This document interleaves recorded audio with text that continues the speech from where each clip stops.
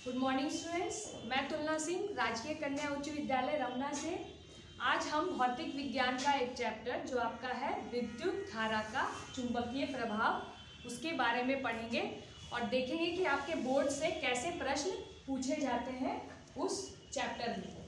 ठीक है, तो पहले हम जान लेते हैं कि चुंबक और चुंबक के गुण क्या होते हैं और चुंबकीय प्रभाव होता क्या है। जैसा कि आपने पिछले चैप्टर में विद्युत धारा में पढ़ा था कि विद्युत धारा के ऊष्मीय प्रभाव के बारे में, जिसमें आपका चालक जो जिसमें से विद्युत धारा प्रवाहित होती थी तो वह गर्म हो जाता था और यही उसका ऊष्मीय प्रभाव होता था, जिसमें विद्युत ऊर्जा आपकी ऊष्मीय ऊर्जा में रूपांतरित हो जाती थी।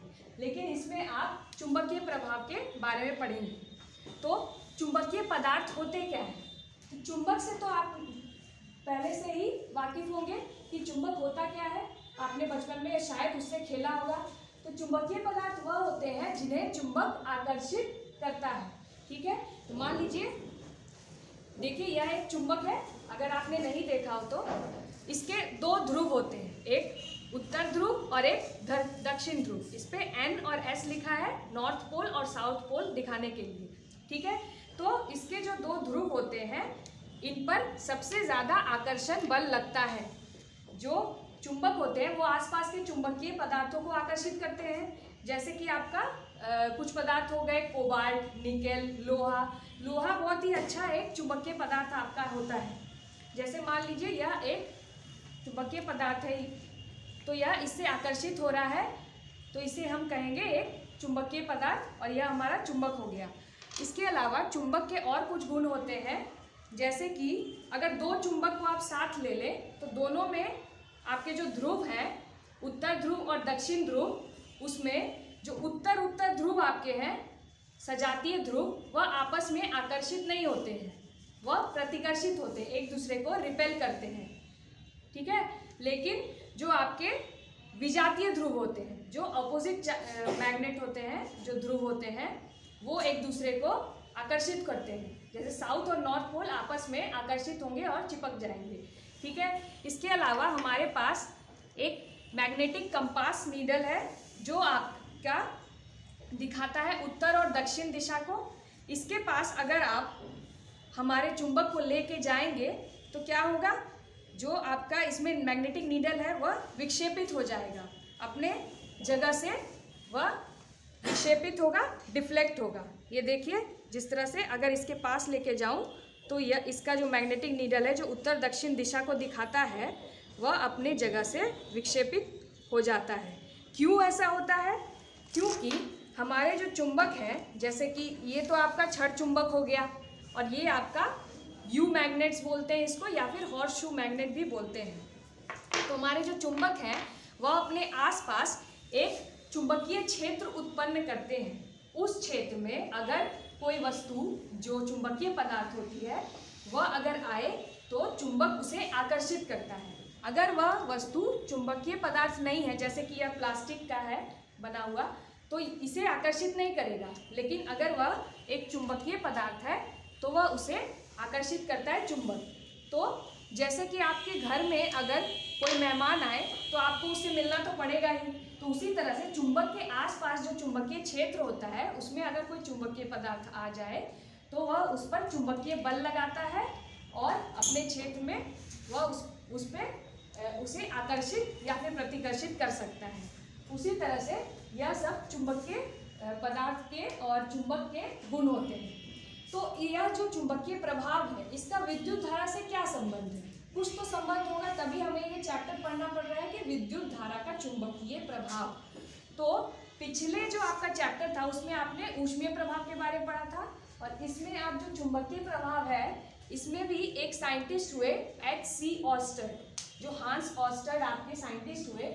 उन्होंने बताया कि जब किसी चालक में आप विद्युत धारा प्रवाहित करके, जब किसी चालक में विद्युत धारा प्रवाहित होती है तो उसके पास अगर कोई मैग्नेटिक कंपास नीडल रखा जाए, जो इस फिगर में आपको दिखेगा, अगर रखा जाए तो आप वह अपने स्थान से डिफ्लेक्ट हो जाती है। जैसे कि आप देख सकते हैं, यह जो कंपास नीडल है पहले नॉर्थ और साउथ डायरेक्शन में अपने आप अलाइन रहती है, लेकिन अगर चालक के पास लाया जाए तो यह स्थान से डिफ्लेक्ट हो जाता है, विक्षेपित हो जाता है। तो इससे उन्हें क्या पता चला, उनके प्रयोग में उन्हें पता चला कि जो चालक है उसमें जब विद्युत धारा प्रवाहित हुई तो वह अपने आसपास भी चुंबकीय क्षेत्र उत्पन्न किया। जो चालक है उसने अपने आसपास चुंबकीय क्षेत्र उत्पन्न किया और इसे ही हम विद्युत धारा का चुंबकीय प्रभाव कहेंगे। तो इस तरह से उन्होंने जाना कि चालक भी अपने आसपास विद्युत धारा अगर उसमें प्रवाहित होती है तो अपने आसपास चुंबकीय क्षेत्र उत्पन्न करता है और उसमें जो चुंबकीय बल लगाता है अगर कोई चुंबकीय पदार्थ रहता है। ठीक है, तो आगे उन्होंने देखा कि और भी जो साइंटिस्ट उन्होंने देखा कि अलग अलग तरह के जो चालक होते हैं उसमें अलग अलग तरह की क्षेत्र रेखाएं जो दर्शाती है हमारे चुंबकीय क्षेत्र को, वो अलग अलग तरह की होती हैं। जैसे कि धारावाही सीधा चालक जो होता है, ऐसे सीधे चालक में अगर विद्युत धारा प्रवाहित हो रही है तो इसमें संकेंद्री वृत्ताकार प्रतिरूप का आपका जो चुंबकीय क्षेत्र वह होता है, मतलब इसका होता है कंसेंट्रिक सर्कल्स, इसको बोल सकते हैं आप इंग्लिश में। ठीक है, और उसके बाद अगला एग्जांपल आपका होता है वृत्ताकार चालक अगर हो तो उसमें वृत्तीय प्रतिरूप में आपकी क्षेत्र रेखाएं होती हैं। ये आपका चालक हो गया जिसमें से विद्युत धारा प्रवाहित हो रही है और यह आपके चुंबकीय क्षेत्र रेखाएं हो गई। ठीक है, और अगला एग्जांपल एक और है जिसके बारे में हम और आगे भी पढ़ेंगे और यह है परिनालिका। इसके अक्ष के समांतर आपकी क्षेत्र रेखाएं जाती हैं। ठीक है, अब ये जो क्षेत्र रेखाएं हैं इनकी दिशा पता लगाने के लिए, ये जो क्षेत्र रेखाएं हैं इनकी दिशा या फिर विद्युत धारा की दिशा पता लगाने के लिए हमें साइंटिस्ट ने कुछ नियम दिए, जैसे कि मैक्सवेल का दक्षिण हस्त नियम, फ्लेमिंग का दक्षिण हस्त नियम और फ्लेमिंग का वाम हस्त नियम। वाम मतलब लेफ्ट हैंड। ठीक है, इसके बारे में भी हम आगे क्वेश्चंस में पढ़ेंगे। जो उन्होंने नियम दिए उससे हम चुंबकीय क्षेत्र रेखाओं की दिशा पता लगा सकते हैं। अगला एक और टॉपिक है जो आपको बहुत इंपॉर्टेंट है, वो आपको पढ़ना है विद्युत चुंबकीय प्रेरण, इलेक्ट्रोमैग्नेटिक इंडक्शन। ठीक है, प्रेरण का मतलब किसी चीज़ से प्रेरित। ठीक है, तो जैसा आप इस GIF या फिर एनिमेशन में देख सकते हैं कि जब जो फैराडे हुए हमारे साइंटिस्ट, उन्होंने 1831 में यह देखा कि जब किसी चुंबक और किसी चालक के बीच में हम जो दूरी होती है, चुंबक और चालक के बीच में जो दूरी होती है उसे घटाते या बढ़ाते रहेंगे, अगर जो आपेक्षिक दूरी है उसे चेंज करेंगे तो हमारा जो विद्युत धारा है वह इसमें से प्रवाहित होगा, चालक में से। तो पिछले जो विद्युत धारा के चैप्टर थे उसमें आपने देखा था कि इस तरह के कुछ सेल या फिर बैटरी लगाने पर ही आपका विद्युत धारा प्रवाहित होता था, क्योंकि विभवांतर उत्पन्न होता था चालक के सिरों के बीच। लेकिन यहाँ पर कोई सेल और या बैटरी नहीं लगी हुई है, लेकिन फिर भी विद्युत धारा प्रवाहित हो रही है, जो हमें इस मीटर में पता चल रहा है। ठीक है, तो यह उन्होंने देखा कि बिना बैटरी या सेल के भी हम विद्युत धारा प्रवाहित कर सकते हैं और उसे एक विद्युत वाहक बल का नाम दिया गया, जो कि हमारा वोल्टेज के जगह पे हमने यूज़ किया। ठीक है, तो अब देखते हैं कि इसमें संबंधित प्रश्न क्या पूछे जाते हैं। ठीक है, तो पहला प्रश्न आपका आता है चुंबकीय क्षेत्र रेखाओं के बारे में कि चुंबकीय क्षेत्र रेखाओं के गुण बताइए, अथवा ये जो आपका क्वेश्चन है कि दो चुंबकीय क्षेत्र रेखाएं एक दूसरे को प्रतिच्छेद क्यों नहीं कर सकती, इंटरसेक्ट क्यों नहीं करती हैं। तो यह आपका एक इम्पॉर्टेंट सवाल है कि दो चुंबकीय क्षेत्र रेखाएं एक दूसरे को प्रतिच्छेद क्यों नहीं करती। तो पहले हम देखते हैं कि क्या क्या गुण होते हैं चुंबकीय क्षेत्र रेखाओं के। तो पहला गुण जो है वो आप इस फिगर में भी देख सकते हैं कि जो चुंबकीय क्षेत्र रेखाएं होती है वह एक सतत बंद वक्र होती है। इसका मतलब क्या है कि कंटिन्यूअस क्लोज्ड लूप होती है, एक लूप की तरह कंटिन्यूअस होती है और क्लोज होती है, कहीं पे भी ब्रेक नहीं होगा, इसलिए हम इसे बोलेंगे कि यह कंटिन्यूअस है, सतत है।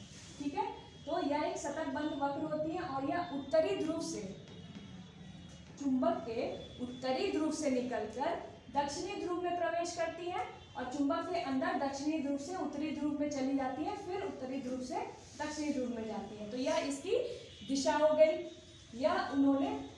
यह जो है उसका पहला गुण है चुंबकीय क्षेत्र रेखाओं का। इसके अलावा जो क्षेत्र रेखाएं होती हैं वह उनका घनत्व कहीं पर ज़्यादा और कहीं पर कम होता है।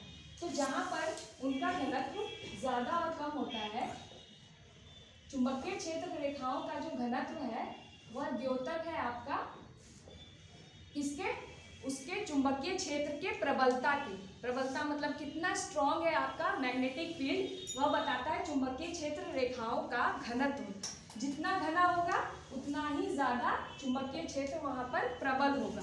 कहीं पे घना ज़्यादा होता है और कहीं पे कम होता है। तो आप जानते हैं कि इसके चुंबक के दोनों ध्रुवों के पास सबसे ज़्यादा आकर्षण बल लगता है। तो इसलिए जो क्षेत्र रेखाएं हैं वहाँ पर सबसे ज़्यादा घनी होती हैं और वहाँ पर सबसे ज़्यादा प्रबल आपका चुंबकीय क्षेत्र होता है। ठीक है, अब चुंबकीय क्षेत्र की दिशाओं का अगर हम पता लगाना चाहें तो कैसे पता लगाएंगे कि चुंबकीय क्षेत्र रेखाएं के किसी बिंदु पर स्पर्श रेखा उस बिंदु पर क्षेत्र की दिशा बताती है।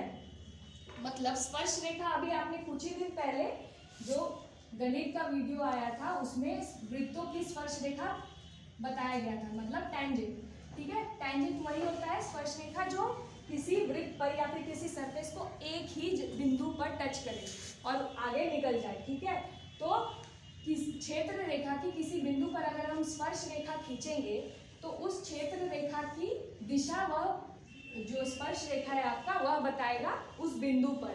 यही इस तरह से हम दिशा पता लगाते हैं क्षेत्र रेखाओं की। और अगला जो आपका सवाल था कि दो क्षेत्र रेखाएं एक दूसरे को प्रतिच्छेद क्यों नहीं करती, तो हम देखते हैं कि प्रतिच्छेद अगर करेंगी तो क्या होगा। मान लीजिए ये दो क्षेत्र रेखाएं जो एक दूसरे को प्रतिच्छेद कर रही है, इंटरसेक्ट कर रही है, तो इस बिंदु पर क्या होगा कि अगर हम स्पर्श रेखा खींचेंगे, टैंजेंट खींचेंगे, ठीक है, तो यहाँ पर हमें इस बिंदु पर क्षेत्र रेखाओं की दो दिशाएं मिलेंगी, दो डायरेक्शन मिलेगा, जो हमारा मैग्नेटिक फील्ड का दो डायरेक्शन मिलेगा। तो इससे क्या पता चलेगा कि इस बिंदु पर क्षेत्र रेखाओं की अगर दो डायरेक्शन है जो कि हमारे लिए इम्पॉसिबल है, असंभव है, कभी नहीं हो सकता है, तो इसलिए हम कहेंगे कि दो क्षेत्र रेखाएं कभी भी एक दूसरे को प्रतिच्छेद नहीं करती है। ठीक है, अगला आपका सवाल पूछा जाता है कि धारावाही सीधे चालक के निकट चुंबकीय क्षेत्र की दिशा कैसे पता लगाएंगे, उसका क्या नियम है, या फिर उस नियम को लिखने के लिए आ सकता है कि मैक्सवेल का दक्षिण हस्त नियम क्या होता है। तो मैक्सवेल जो साइंटिस्ट हुए उन्होंने यह नियम बताया, जैसा कि आप इस फिगर में भी देख सकते हैं कि एक सीधा चालक है और उसके आसपास चुंबकीय क्षेत्र उत्पन्न हो रहा है जो कि इसका चुंबकीय प्रभाव है, अभी आपने देखा। तो इसके चुंबकीय क्षेत्र का की जो दिशा है हमको कैसे पता लगेगा, अगर हमें तो क्षेत्र रेखाएं दिख नहीं रही तो हमें कैसे पता लगेगा कि क्षेत्र रेखाएं किस तरफ जा रही है, आ रही है, जो भी है। ठीक है, तो हम क्या करेंगे, जो सीधे चालक है हमारा, वहाँ फिगर में भी देख सकते हैं, यहाँ भी देख सकते हैं कि जो हमारा सीधा चालक है यह एक कॉपर वायर है जो डबल कॉटेड कॉटन से है। तो इसे अगर हम इस तरह से पकड़े अपनी मुट्ठी में कि हमारा जो अंगूठा है वह विद्युत धारा की दिशा में हो, अगर हमारा अंगूठा विद्युत धारा की दिशा में हो तो हमारी जो अन्य उंगलियां हैं, अंगूठे के अलावा जो अन्य उंगलियां हैं वह आपका दिखाएंगी किसको, चुंबकीय क्षेत्र रेखाओं की दिशा को दर्शाएंगी। तो इससे हमें पता चलेगा कि ऐसे वृत्ताकार रूप की सीधे चालक के आसपास चुंबकीय क्षेत्र रेखाएं बनती हैं। ठीक है, अब अगला सवाल आपका आता है परिनालिका के बारे में। परिनालिका जो आपने अभी पिछले स्लाइड में भी देखा था, तो उसके बारे में आता है कि परिनालिका किसे कहते हैं, ये क्या होता है, और धारावाही परिनालिका एक क्षण चुंबक की तरह कैसे व्यवहार करता है। तो क्षण चुंबक आपने देखा था, ये वाला, इसे हम क्षण चुंबक कहते हैं, बार मैग्नेट कहते हैं। ठीक है, तो परिनालिका क्या होता है, तो परिनालिका का जो परिभाषा है वो यहाँ पर लिखी हुई है, और इसे सीधे शब्दों में अगर समझे तो किसी भी वायर को, तांबे के तार को अगर आप गोल गोल गोल गोल अनेक फेरों में लपेटेंगे और उनके बीच थोड़े थोड़े डिस्टेंस रहेंगे, अगर वो साथ ही में रहेंगे लेकिन अलग अलग रहेंगे, तो अनेक फेरों वाली उस कुंडली को हम परिनालिका कहेंगे। यह परिनालिका भी एक तरह का चालक हो गया क्योंकि यह तांबे के तार का बना है, तो इससे भी हम विद्युत चुंबकीय प्रभाव देख सकते हैं। तो इसके जो चुंबकीय क्षेत्र होती है, जैसा आप फिगर में देखेंगे, यह हमारा था चुंबकीय क्षेत्र किसका, छड़ चुंबक का, बार मैग्नेट, और यह सोलेनॉइड हम कहते हैं किसको, परिनालिका को। तो इन दोनों के चुंबकीय क्षेत्र रेखाओं में बहुत ज़्यादा सिमिलैरिटीज़ हैं, बहुत ज़्यादा एक तरह की दिखती है। जिस तरह से छड़ चुंबक में जो हमारे क्षेत्र रेखाएं होती हैं वह उत्तरी ध्रुव से निकलकर दक्षिणी ध्रुव की तरफ जाती है, उसी तरह से हमारे परिनालिका में एक सिरे से निकलकर जो हमारी क्षेत्र रेखाएं होती हैं दूसरे सिरे में घुसती हैं, प्रवेश करती हैं। और इसी तरह से हमारा, इसलिए हम कह सकते हैं कि परिनालिका का एक सिरा आपका व्यवहार करता है किसकी तरह, उत्तर ध्रुव की तरह, और एक सिरा दक्षिण ध्रुव की तरह व्यवहार करता है, जो कि बिल्कुल छड़ चुंबक की तरह है। और इसके अंदर, परिनालिका के अंदर जो क्षेत्र रेखाएं होती हैं वह परिमाण एवं दिशा में, मतलब उसकी वैल्यू और उसकी जो डायरेक्शन होती है वह लगभग नियत रहती है, कांस्टेंट रहती है, बिल्कुल छड़ चुंबक की तरह। इसलिए हम कहते हैं कि जो हमारी परिनालिका है वह छड़ चुंबक की तरह व्यवहार करती है। अब अगला सवाल आपको पूछा जाता है कि विद्युत चुंबक क्या होता है और इसकी चुंबकत्व की तीव्रता किन बातों पर निर्भर करती है। इसी से रिलेटेड एक और सवाल है आपका कि इस्पात का प्रयोग हम स्थायी चुंबक बनाने में क्यों करते हैं। तो जो भी आप फिगर से समझ सकते हैं कि विद्युत चुंबक, अच्छा विद्युत चुंबक सुनने से क्या लग रहा है कि इलेक्ट्रिक मैग्नेट, ठीक है, इंग्लिश में अगर बोले तो विद्युत चुंबक जो हमारा होता है वह एक तरह का टेम्पररी मैग्नेट होता है, मतलब अस्थायी चुंबक होता है, जिसमें चुंबकत्व जो होता है, जो मैग्नेटिज्म की उसकी प्रॉपर्टी होती है वह कभी भी परमानेंट नहीं रहती है। उसमें जो चुंबकत्व होता है वह तभी तक विद्यमान रहता है जब तक उस चुंबक से हम इसमें से विद्युत धारा प्रवाहित कर रहे हैं, ठीक है। तो यह जो हमारा चालक है इसमें से जब तक विद्युत धारा प्रवाहित होगी तभी तक हमारा ये जो चालक है चुंबक की तरह व्यवहार करेगा, अपने आसपास चुंबकीय क्षेत्र उत्पन्न करेगा या चुंबकीय पदार्थों को आकर्षित करेगा। तो इसे बनाया कैसे जाता है, अगर हम नरम लोहे का जो छड़ है उसे अगर परिनालिका के भीतर, जो परिनालिका आपने पिछले क्वेश्चन में पढ़ा, जो अनेक फेरों की संख्या होती है, अनेक फेरों की जो कुंडली होती है, उसके अंदर अगर हम इस नरम लोहे के छड़ को रख दें और इसमें से विद्युत धारा प्रवाहित करें तो यह हमारा एक विद्युत चुंबक की तरह व्यवहार करता है, ठीक है। तो हम यह तो एक तरह का टेम्पररी मैग्नेट हो गया जिसका जो चुंबकत्व है वह स्थायी नहीं है। तो इससे हमें पता चल रहा है कि हम इसके चुंबकत्व को हो सकता है बढ़ा भी सकते हो, घटा भी सकते हो और उसे रोक भी सकते हैं, ये तो आपको पता ही है, ठीक है। तो और इसके जो अंदर छड़ जो रहता है उसे हम क्रोड या फिर इंग्लिश में कोर भी कहते हैं। तो इसके चुंबकत्व को हम बढ़ा और घटा कैसे सकते हैं, ठीक है।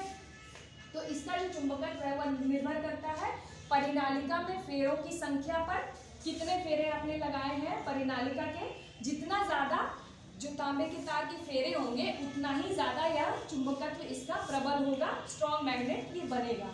दूसरा है आपका विद्युत धारा के परिमाण पर, जितनी ज़्यादा विद्युत धारा उसमें से प्रवाहित होगी उतना ही ज़्यादा उसका जो मैग्नेटिक फील्ड है वह उतना ही ज़्यादा स्ट्रॉन्ग रहेगा, प्रबल रहेगा। तीसरा आपका है कि क्रोड के पदार्थ की प्रकृति पर। तो क्रोड का पदार्थ आप कुछ भी नहीं ले सकते हैं, आपको लेना पड़ेगा एक सबसे अच्छा जो एग्जाम्पल है कोर का वह होता है नरम लोहा, सॉफ्ट आयरन कोर, ठीक है, जिसे हम बोलते हैं। तो उसी का आप अगर उपयोग करेंगे तभी आपका जो विद्युत चुंबक है वह एक अच्छा विद्युत चुंबक कहलाएगा। अब जो अगला सवाल आपका था कि इस्पात जो होता है उसका प्रयोग हम स्थायी चुंबक बनाने में क्यों करते हैं, या फिर कह सकते हैं कि इस्पात का प्रयोग विद्युत चुंबक या फिर अस्थायी चुंबक बनाने में क्यों नहीं करते हैं। तो इस्पात जो होता है हमारा उसे आसानी से हम चुंबकित या फिर विचुंबकित नहीं कर सकते, मतलब मैग्नेटाइज्ड या फिर डीमैग्नेटाइज नहीं कर सकते, इसलिए हम इस्पात का प्रयोग नहीं करते हैं। जो हमारा नरम लोहा होता है उसका हम विद्युत चुंबक बनाने में प्रयोग करते हैं, क्योंकि उसे आसानी से हम चुंबकित कर सकते हैं या फिर विचुंबकित कर सकते हैं। उसका जो चुंबकत्व है उसे हटा भी सकते हैं जब मन चाहे और उसे डाल भी सकते हैं उसमें जो परिनालिका में डाल के, लेकिन जो इस्पात है वह इस तरह से हमारा व्यवहार नहीं करता है। उसमें जो चुंबकत्व है उसे हम आसानी से हटा और घटा नहीं सकते हैं, ठीक है। तो इसलिए इस्पात का प्रयोग हम परमानेंट मैग्नेट्स बनाने में करते हैं, ठीक है। अब अगला सवाल जो आपका आता है कि विद्युत मोटर का नामांकित आरेख खींचें, इसका सिद्धांत तथा कार्यविधि को बताएं। मतलब जो विद्युत मोटर है उसके बारे में आपका ज़रूर कुछ सवाल हो सकता है, आ ही जाए, और यह एक इम्पॉर्टेंट टॉपिक है। तो विद्युत मोटर जो है, और इसका जो अगला सवाल एक और है कि विद्युत मोटर में विभक्त वलय का क्या महत्व है। यह भी 2 मार्क्स में आपका लघु उत्तरीय प्रश्न में क्वेश्चन ज़रूर आ जाता है बहुत बार। तो विद्युत मोटर के बारे में अगर आप जानेंगे, इलेक्ट्रिक मोटर जिसे हम बोल सकते हैं, उसमें क्या होता है कि दो खंडित चुंबक लगे होते हैं। जो एक हो गया आपका उत्तर ध्रुव का चुंबक और एक दक्षिण ध्रुव, ठीक है। अब उनके बीच में एक तांबे के तार की कुंडली लगी होती है जिसे हम आर्मेचर भी कह सकते हैं। जो आपका यहाँ पे ABCD से दिखा सकते हैं आप, वह एक आर्मेचर कहलाता है हमारा। उसके बाद जो आपके P और Q है वह आपके विभक्त वलय हो गए जो पीतल के बने होते हैं, ठीक है। और जो हमारे X और Y है वह आपके कार्बन ब्रशेस कहलाते हैं जो हल्के से स्पर्श करते हैं आपके P और Q जो आपका विभक्त वलय है उनको, ठीक है। तो विद्युत मोटर कैसे कार्य करता है, इसका सिद्धांत जो है विद्युत धारा के चुंबकीय प्रभाव पर निर्भर करता है। जब इसमें से विद्युत धारा प्रवाहित होती है, हमारे आर्मेचर में से जब विद्युत धारा प्रवाहित होती है तो क्या होता है कि जो आर्मेचर है ABCD वह घूर्णन करता है। क्यों ABCD जो है वह घूर्णन इसलिए करता है क्योंकि जो चुंबक उसके आसपास रखे हुए हैं, जो उसके आसपास चुंबक रखे हुए हैं उसकी वजह से उसमें चुंबकीय बल लगता है। जो ABCD है उस पर चुंबकीय बल लगता है जिसकी वजह से जो हमारा आर्मेचर है वह घूर्णन करता है, ठीक है। तो इसके घूर्णन करने में जब ये आधा ऊपर चला जाता है तो मान लीजिए AB ऊपर हो गया और CD नीचे हो गया, तो क्या होगा, उसी समय पर हमारे जो P और Q है, P और Q जो विभक्त वलय है हमारे, उनका जो स्थान है वह भी परिवर्तित हो जाता है, बदल जाता है। जो P अगर ऊपर है तो नीचे आ जाएगा और Q अगर ऊपर है नीचे है तो वह ऊपर आ जाएगा। तो इस तरह से विभक्त वलय जो है वह हमको सहायता करते हैं कि हमारे जो इलेक्ट्रिक मोटर है उसमें एक ही दिशा में जो विद्युत धारा है वह प्रवाहित हो। तो एक ही दिशा में विद्युत धारा के प्रवाह के सहायता के लिए हमारे विभक्त वलय जो है वह यूज होते हैं। यही विभक्त वलयों का महत्व कहलाता है। तो इलेक्ट्रिक मोटर हमारा इस तरह से काम करता है जो कि विद्युत धारा के चुंबकीय प्रभाव के सिद्धांत पर निर्भर करता है, ठीक है। और इसमें अगर आप जानना चाहें कि आपका जो फोर्स का मतलब बल का, मैग्नेटिक फोर्स का जो डायरेक्शन है वह किधर लग रहा है और आपका चुंबकीय क्षेत्र की दिशा किधर है, तो हम यूज करते हैं फ्लेमिंग का वाम हस्त नियम, फ्लेमिंग का लेफ्ट हैंड रूल।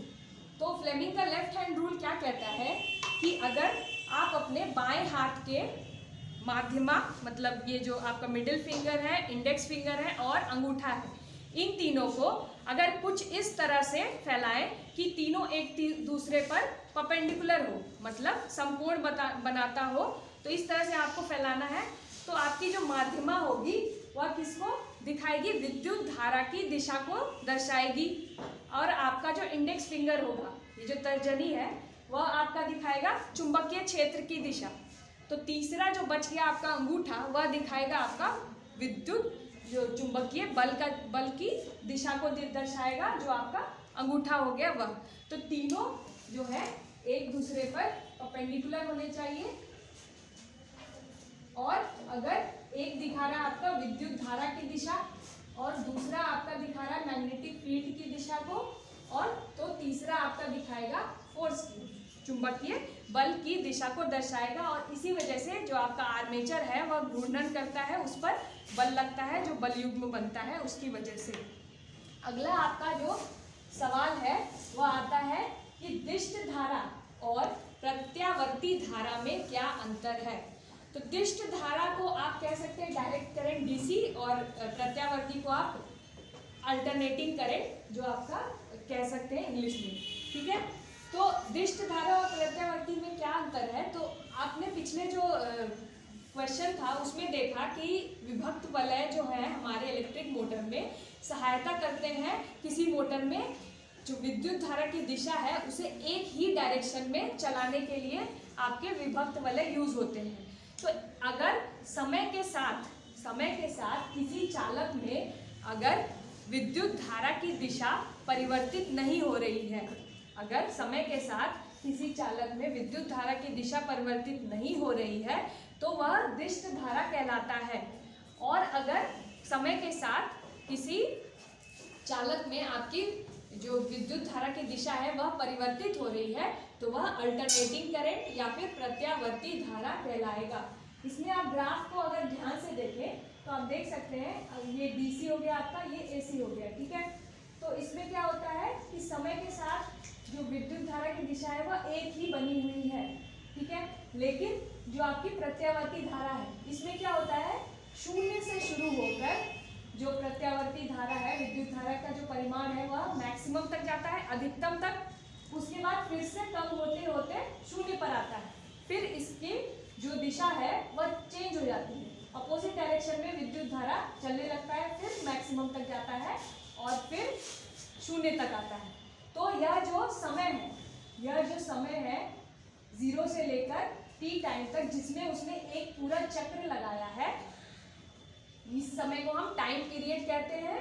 और 1 सेकंड में जितने भी चक्र या जो विद्युत धारा लगाता है उसे हम प्रत्यावर्ती धारा की आवृत्ति कहते हैं, फ्रीक्वेंसी कह सकते हैं आप, ठीक है। जो आपके घरेलू जो उपकरण होते हैं वह सब 50 हर्ट्ज और 220 वोल्ट पर चलते हैं, तो हर्ट्ज जो होता है वह फ्रीक्वेंसी का एक यूनिट है, मात्रक है आप कह सकते हैं, ठीक है। अब जो आगे आपका हमारे घरों में उपयोग में आने वाले जो उपकरण हैं वह प्रत्यावर्ती धारा पर ही चलते हैं। क्यों? क्योंकि अगर डायरेक्ट करंट होगा तो वह हमेशा एक ही डायरेक्शन में होगा, और अगर कोई भी आपका अप्लायंस खराब हो गया तो वह उसी डायरेक्शन में जाता जाएगा, और हो सकता है अगला अप्लायंस आपका जो है मान लीजिए टीवी, वॉशिंग मशीन, रेफ्रिजरेटर ये सब नहीं चलेगा, इसलिए हम ऑल्टरनेटिंग करंट लगाते हैं अपने घरों में। अगला सवाल आपका आता है कि घरेलू वायरिंग की संरचना की व्याख्या कीजिए। घरों में आपके जो वायरिंग हो रखी है, जो आप देखते होंगे बिजली की तारें लगी हुई है जैसा इस रूम में भी है, तो उसकी संरचना कैसे की जाती है, या फिर सवाल आ सकता है कि भू तार का घरेलू विद्युत परिपथ में क्या महत्व होता है, ठीक है। तो हम जानते हैं कि घरेलू वायरिंग की संरचना कैसे होती है। तो पावर स्टेशंस जो होते हैं, शुरुआत कहाँ से होती है विद्युत धारा के आने की, पावर स्टेशन से। तो पावर स्टेशंस जो हमारे होते हैं वहाँ से ट्रांसफॉर्मर की सहायता से जो चालक है, जो हमारे 2 मोटी तारें होती है तांबे की, वह आपके घरों के बाहर तक जो बिजली की पोल होती है वहाँ तक आपका विद्युत धारा पहुँचाता है।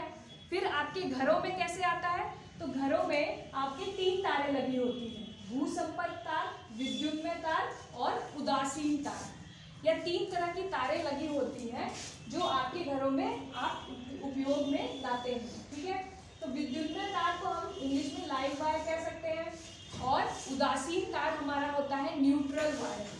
इन तीनों तारों के कलर अलग दिए जाते हैं ताकि हम ऊपर से ही पहचान जाए। तीनों तारों के ऊपर विद्युत रोधी पदार्थ का एक परत चढ़ाई होती है ताकि अगर ये तार आपस में सटे तो उसमें से विद्युत धारा प्रवाहित ना हो, शॉर्ट सर्किट ना हो या फिर अतिभारण या लघुपथन ना हो, ठीक है।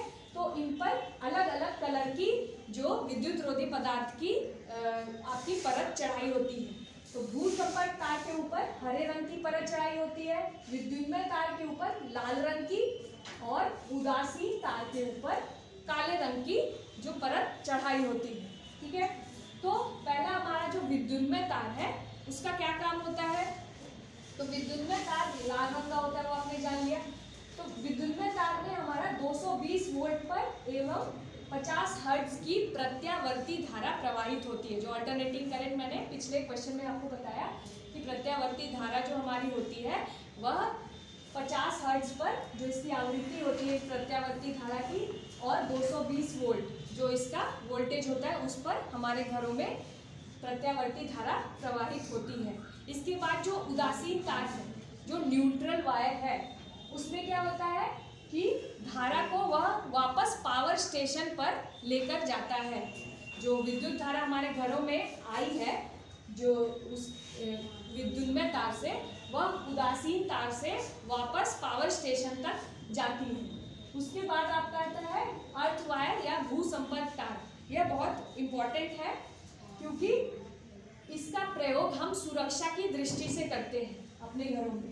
यह कैसे लगा होता है कि घर के निकट, घर के बाहर ही हो तो घर के निकट या पृथ्वी में काफ़ी नीचे, बहुत ही नीचे गड्ढे खोदकर दबी धातु के एक चालक प्लेट से जुड़ा होता है। ठीक है, तो इसे सुरक्षा की दृष्टि से लगाया जाता है कि कभी भी अगर आपके घरों में अगर ओवरलोडिंग या फिर आप कह सकते हैं शॉर्ट सर्किट हो जाए तो इसका प्रयोग होता है भू संपर्क तार का, अर्थ वायर का।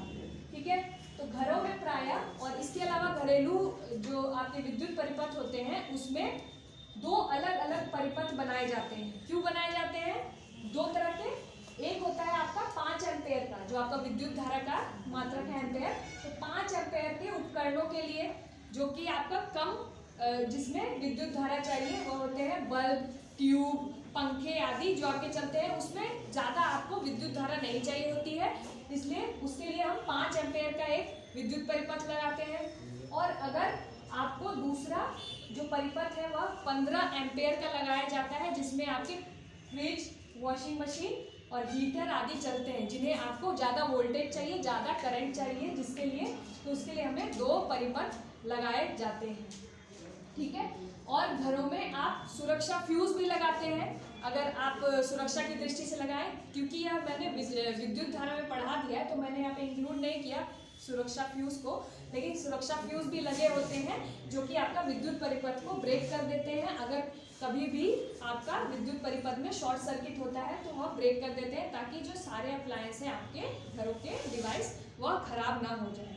ठीक है, अगला आपका सवाल जो आता है वह है विद्युत जनित्र के बारे में। तो इससे एक वस्तुनिष्ठ प्रश्न जरूर आ जाता है कि ऐसी कौन सी युक्ति होती है, ऐसा कौन सा डिवाइस होता है जो कि आपका यांत्रिक ऊर्जा को, जो आपकी यांत्रिक ऊर्जा है उसको विद्युत ऊर्जा में परिवर्तित करता है।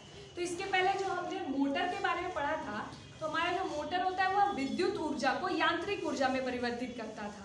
जब उसमें से चालक में से विद्युत धारा प्रवाहित हो रही थी तो वह मैकेनिकल एनर्जी में फिर कन्वर्ट होके आपका, जैसे आपके घरों में मोटर लगा रहता है तो पानी जो ऊपर चढ़ता है तो आप जब स्विच ऑन करते हैं तो इलेक्ट्रिकल एनर्जी आपका मैकेनिकल एनर्जी में कन्वर्ट होके आपका घरों में पानी ऊपर चढ़ता है।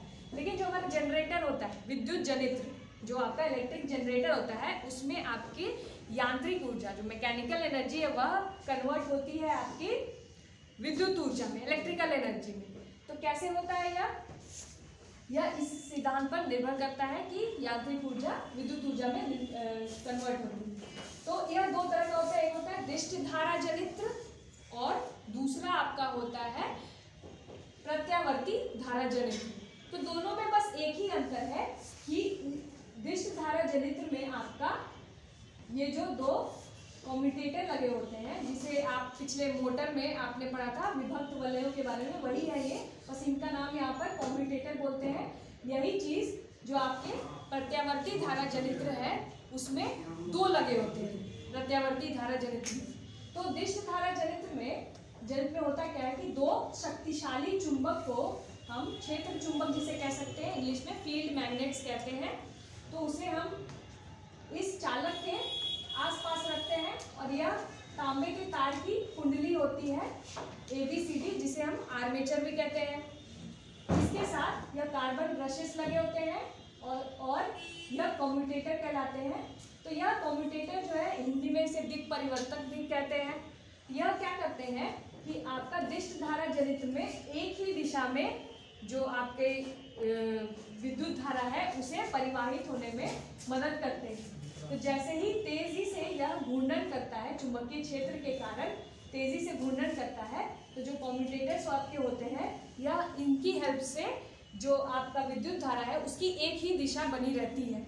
यही चीज़ जो आपका प्रत्यावर्ती धारा जनित्र है उसमें दो कम्यूटेटर्स लगे होते हैं। यहाँ पे आप देख सकते हैं R1 और R2 दो कम्यूटेटर्स लगे हैं जो दो दिक् परिवर्तक लगे हुए हैं। इसमें क्या होता है, आधे घूर्णन के बाद ही इन दोनों की पोजीशंस चेंज हो जाती है और क्या होता है कि आपका जो प्रति आवर्त पर या जो धारा की दिशा है प्रति आधे घूर्णन के बाद ही इसकी दिशा चेंज हो जाती है और आपका जो यांत्रिक ऊर्जा है वह इसके घूर्णन से विद्युत ऊर्जा में बदल जाता है और आपका जनरेटर काम करता है।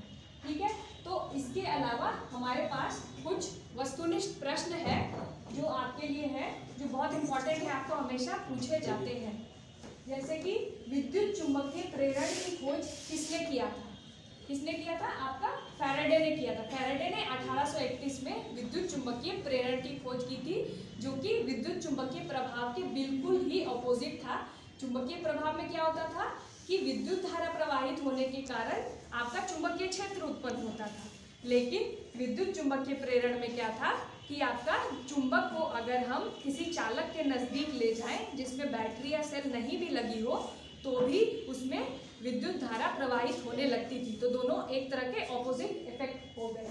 ठीक है, उन्होंने माइकल फैराडे ने 1831 में यह अपने खोज में पाया था।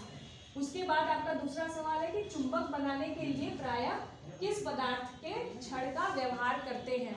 तो आपने अभी जो परिणामिका के बाद वाले प्रश्न में आपने देखा था स्थायी चुंबक और विद्युत चुंबक वाले प्रश्न में कि हम नरम लोहे का प्रयोग कर रहे थे क्योंकि उसे आसानी से चुंबकित और विचुंबकित कर पा रहे थे, इसलिए हम नरम लोहे का प्रयोग करते हैं आपके विद्युत चुंबक बनाने में। ठीक है, अगला आपका सवाल है कि विद्युत परिपथ में विद्युत फ्यूज जोड़ा जाता है किसमें? भू तार में, उदासीन तार में, विद्युन्मय तार में या ठंडे तार में। ठीक है, तो विद्युन्मय तार जो आपका होता है, लाइव वायर जो होता है, जिसे आपको हमेशा मना किया जाता है कि इसे नहीं छूना है वरना आपको करंट लग सकता है, जिसमें से आपकी विद्युत धारा प्रवाहित होती है। तो विद्युन्मय तार में हम विद्युत फ्यूज को लगाते हैं ताकि जब भी अगर शॉर्ट सर्किट हो या कुछ भी हो तो तुरंत फ्यूज गल जाए। जिसका फ्यूज जिस मटेरियल से बना होता है वह उसका गलनांक बहुत कम होता है, थोड़ा भी हीट होने पर वह गल जाता है, तो जिसकी वजह से जो हमारा विद्युत परिपथ है वो वहीं पर ब्रेक हो जाता है और आपके घर के जो अप्लायंस है वह बच जाते हैं। तो आपका विद्युन्मय तार में विद्युत फ्यूज को जोड़ा जाता है। ठीक है, अगला आपका प्रश्न है कि स्विच लगाए जाते हैं ठंडे तार में, गर्म तार में या भू तार में? तो स्विच का हम गर्म तार में लगाए जाते हैं, जो आपने कई बार अपने घरों में इलेक्ट्रिशियन आए होंगे तो आपने देखा होगा कि स्विच को हम गर्म तार में लगाते हैं। ठीक है, तो आज का हम यहीं पे ख़त्म करते हैं और आपके मन में अगर कोई इस चैप्टर से रिलेटेड सवाल है या कुछ भी है तो आप डिस्क्रिप्शन बॉक्स में लिख सकते हैं कमेंट में, या क्वेश्चन है तो आपको, और ये जो क्लास नोट्स हैं आपके ये आपको प्रोवाइड करवा दिए जाएंगे डिस्क्रिप्शन बॉक्स में। और साइंस का जो लास्ट क्लास है आपका 22 तारीख को, उसे आप ज़रूर अटेंड कीजिएगा, उसमें हम आपको कुछ स्पेशल बताएंगे। ठीक है, थैंक यू।